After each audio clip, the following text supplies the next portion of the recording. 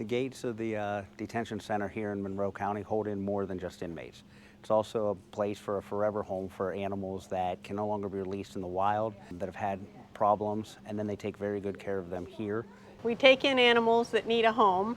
So all of our animals are abandoned, abused, confiscated, or donated. So we do not go out and purchase animals. And it started by accident in 1994, shortly after the jail was built. There were ducks crossing the road between the jail and the golf course, getting hit by cars. Oh, wow. So Okay. they had this completely unused piece of property under the jail, fenced in for security, but no trees or grass or anything like you see here now. And they rounded up the ducks, put them here, figured the landscaper could give them some corn from time to time and make a break area for the deputies. And then rumors started that we were taking in animals. So people just started dropping things off. So the sheriff at the time, Sheriff Roth, decided that there was a need for us to be here. So they did start taking in animals, and they called it the farm because it was mostly farm animals like pigs and goats and chickens. And there was a blind horse was one of the first kind of big animals that was donated that came from the mainland. And it just happened from there. So it was completely by accident. It was never planned. And there have been many farmers before me, but I started in 2006 and I've been here 17 years now. We are a forever home, and that's kind of my mission statement is when they are here, they are home. So a lot of these, like I said, have been abandoned, abused, confiscated, or donated. The donated ones are usually somebody's moving and they can't take it. And with the way times are right now, you can't get a house with or rent a place with an animal. A lot of people are saying no. So you've had this ferret for 5 years, and now what are you going to do? So they'll donate that animal. But the ones that have been abandoned or abused or confiscated, they've probably already been passed around. They've had hard lives. They're not going to be adopted out and everything. The animals choose whether they want to be interacted with. And some of them don't. Some of them they want to be in the back of their stall, and other ones love the interaction. As you'll see during open house, they come up and they really enjoy seeing all the people. But I love them all. I mean, they're like my kids. I don't have kids, and they're my kids. And how did the inmates get involved? Was that always the plan, or is that something that evolved? Well, the inmates worked for the landscaper because the landscaper took care of the property using inmate labor.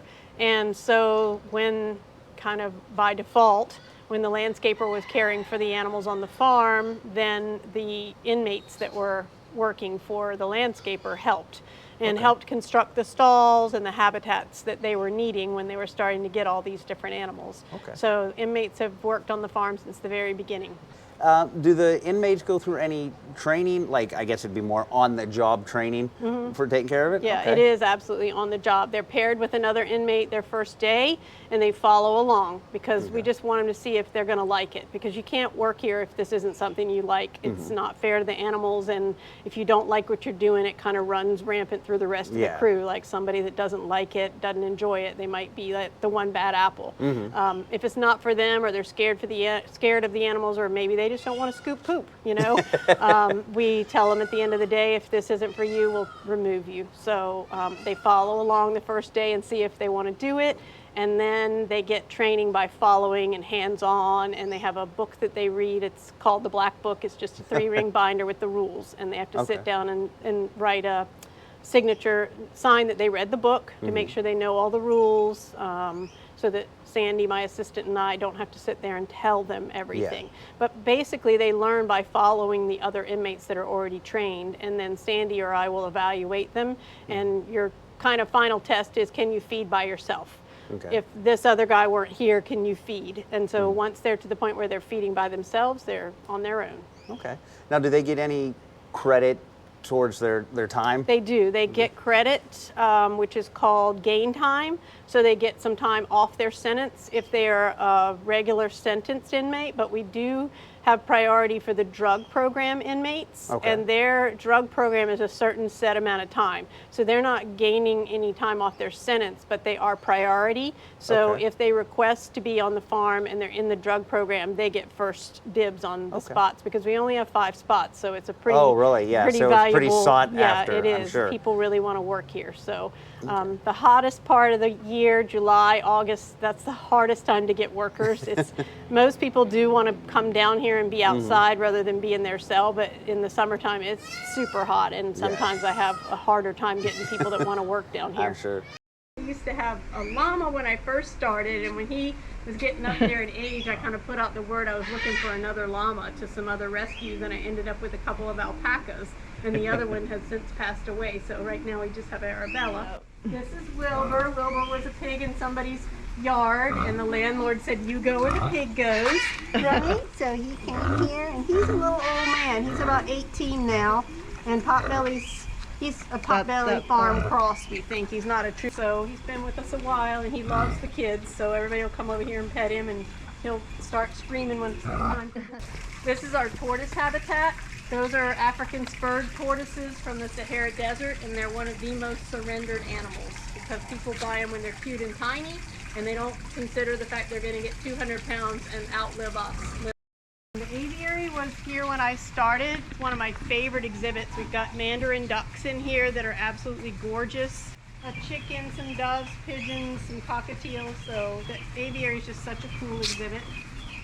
And then this is our brand new crocodile alligator habitat.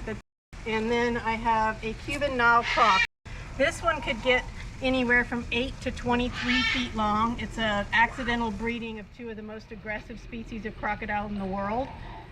The Everglades Outpost has a Cuban female and a Nile male, and had no idea they would breed. I mean, they're from separate continents, so they'd never even be together in a normal situation. So we got her because I wanted to show people the difference between the croc and the gator, which the easiest way to tell is the pointed snout on the croc and the rounded snout on the gator. She's super aggressive, so we don't handle her. I just go in and do things, you know. Squirt was somebody's pet that broke his leg and they couldn't care for him. And then Flower was from Tallahassee, a wild skunk that had some neurological issues as a baby. And our armadillos. We have Hank and Cricket in here. And armadillos are not found in the Keys, but they are considered pests on the mainland, and they usually are exterminated. So these two were babies that a rescue took in and raised them. One of them sleeping right now, and then donated them to us. So this is our newest skunk that just came in, and she's a chocolate skunk named Coco Chanel. She was somebody's pet. She's about 2 years old, and they just didn't have time to give her the attention she needed. We try to make habitats, not just cages or aquariums, and so it's really important to decorate and give them some enrichment and things they can play on. This is our new leopard gecko. He looks like he's not even real. He came from a surrender at the SPCA. They had 9. Somebody was breeding them and just didn't want to do it anymore, so they rehomed them. The hurdle when I came here was getting people to come, because I had 12 visitors my first open house. They're like, "We're not coming to a jail." And so I really had to get out on the road with the animals and show people, when they saw me, they saw the animals, where are these from? So that started bringing people in to where we went from having 12 visitors to now 300, 350 sometimes. The red fox is coming down out of the little... So she came from another facility in Central Florida where she broke her leg, and again, they won't display an animal with any injury, so they were going to euthanize her. And a friend of mine works there and called me and said, "Can you take her and we'll amputate the leg?" And I said, "Don't amputate the leg, send her to me, my vet will look at her." She's still got the leg, she's healed, and you can hardly tell that she had an injury. And Rocky is so happy to have a friend. Tyson the squirrel. Tyson! He's around that side sleeping. No squirrels in Key West. This is the Key Largo. Yep, you won't find squirrels. This is a Key Largo squirrel. He got hit by a car and his head was smashed flat, and he was in a coma for 4 days, and the rehabber literally brought him back to life and named him Tyson because he's a fighter. But he's got equilibrium issues from the head being smushed, so he falls off his branches sometimes. And we don't normally take animals that you would find in the wild here in the Keys, but he's considered non-releasable, and they didn't want to let him go and have him fall off a branch and get hit by a car or something. So reptiles that we have, it's an endangered species, and people that are reptile people get really excited about this because it's a rhinoceros iguana, and she's like holy grail reptile for reptile collectors. And she was raised from an egg, and the lady started getting older and she was harder to handle, so she donated her to us, and her name's G. So we put out grapes and mango slices and things, and she'll come out here in the grass and go after them for enrichment. So she gets to come out and play. This is the 14-foot Burmese that we have, and these are illegal to have now. So many people wanted them as pets, that FWC has had to phase that out because they are breeding in the Everglades now because people thought it was a great idea that they didn't want it anymore. Wow, what a perfect environment to let my snake go. And it was a perfect environment. Unfortunately, they are breeding. They'll never be eradicated, but they are trying to at least control them. And she's about 14 feet long. She's an albino. She was a breeder's pet that didn't want her anymore, and is microchipped as well. So since we are grandfathered in to have her, we have to be able to track her if she were to get out. We are responsible. So she is microchipped. But yeah, you can't have these anymore for good. So any of the artwork, murals, benches that you see, this is inmates who I severely encourage. I'm like, so Kelsey's the female, she's sitting on the crate, and King Julian's up here. And Kelsey was somebody's pet that they were trying to use for photos on Duval Street, and it wasn't signed off on, and she does bite, so it was not a good idea. The females in the lemur world are the alpha, so she would be the more aggressive one. And King Julian, because everybody says you need a King Julian, and if they come with a name, we keep their name. So Kelsey came with a name, and King Julian came from the same facility the ostrich came from. When I went to pick up the ostrich, he's like, hey, you want a lemur? And Kelsey needed a friend, so I got King Julian for her. So the door comes down if a large animal needs to come in, and we have our surgery center here, anesthesia, dental, radioscalpel, microscope, surgery lights, sink, and all of our equipment and supplies are in these drawers. Fridge for medicines. I have a science background. My degree is in marine biology, and that's actually what brought me to the Keys, is marine biology. So I was the assistant curator of the Key West Aquarium, and 7 years later, our veterinarian for the sea turtles there, Dr. Mater, who was also the veterinarian for this farm, said, the farmer's leaving and you'd be perfect for this job. So I said, I asked him questions. He said it was at the jail, and I was like, at the jail? So I can imagine, right? I came with him and walked around, and it was a little rundown and dirty and smelly, but I saw so much potential, and I've come such a long way in 17 years, and we have huge support from the community and donors, and we run on donations, so it's really important that the public supports us. And I travel all over the county. I take animals to schools, libraries, community events, Rotary clubs, you name it, we travel. So I did have Mo the sloth. If you've done any research on us, you probably know about Mo. And Mo was my constant companion for 13 years. And he passed away at almost age 18 a year ago. He had bladder cancer.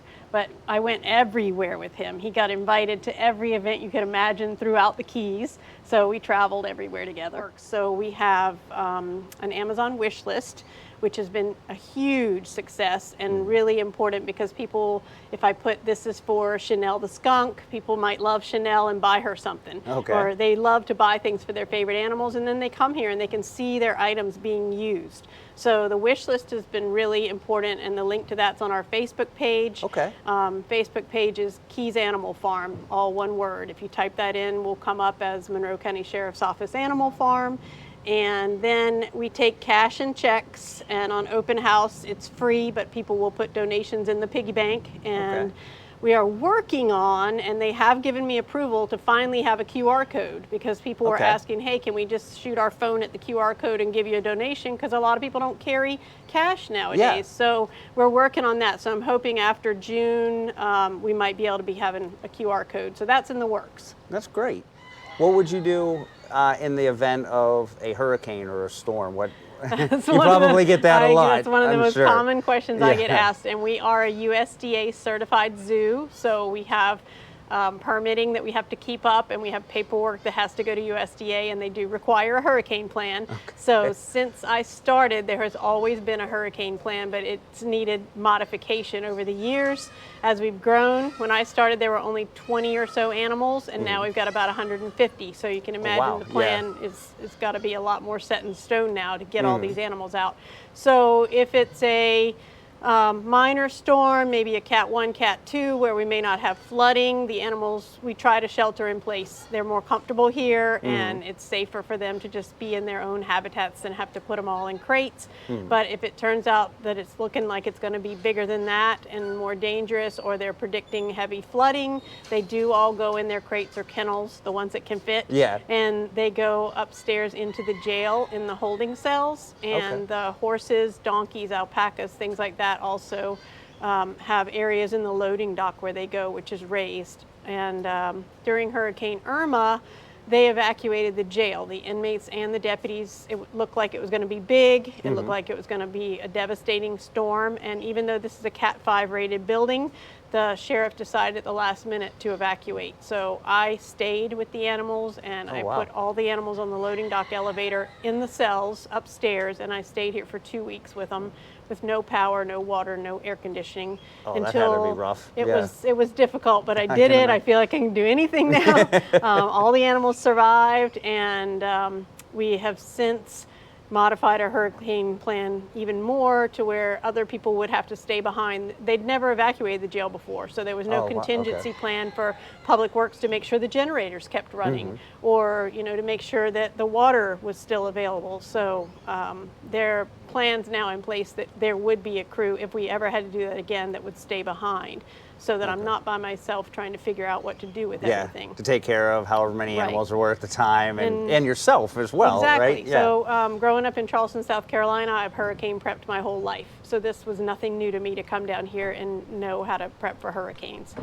So we're always prepared, we're always hurricane ready, we're always inspection ready, because you never know when USDA is going to pop up and do an inspection. So we try to always just be prepared for whatever's going to happen.